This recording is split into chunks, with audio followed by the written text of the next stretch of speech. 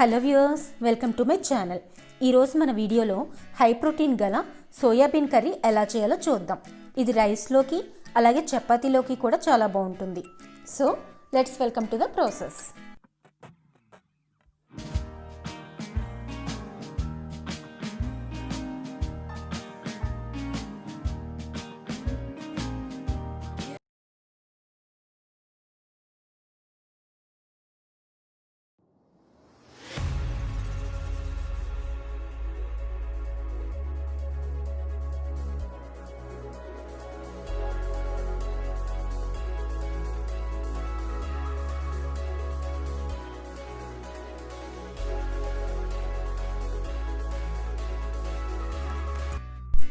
ఈ కర్రీకి కావాల్సిన ఐటమ్స్: ఒక పెద్ద సైజ్ ఆనియన్, అల్లం వెల్లుల్లి పేస్ట్, పెద్ద నిమ్మకాయ సైజ్ అంత చింతపండుతో పులుసు, పసుపు, తగినంత ఉప్పు, కారం, ధనియాల పొడి, కొత్తిమీర, 8 గంటలు నానబెట్టుకుని ఉడకపెట్టుకున్న సోయాబీన్స్లో కొన్ని స్మాష్ చేసుకుని పక్కన పెట్టుకోవాలి.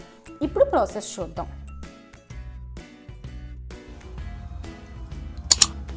ముందుగా పాన్లో ఆయిల్ వేసుకుని వేడయ్యాక ముందుగా తరిగి పెట్టుకున్న ఆనియన్స్,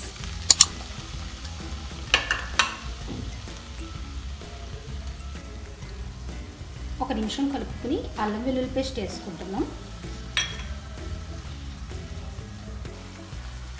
ఇలా ట్రాన్స్పరెంట్గా అయిన తర్వాత దీంట్లో సాల్ట్, కారం,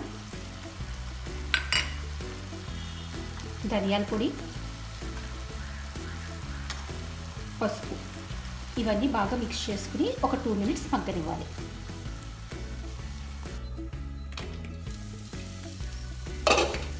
ఆనియన్స్ బాగా మగ్గిపోయాక మనం ఉడకపెట్టి ఉంచుకున్న సోయాబీన్స్,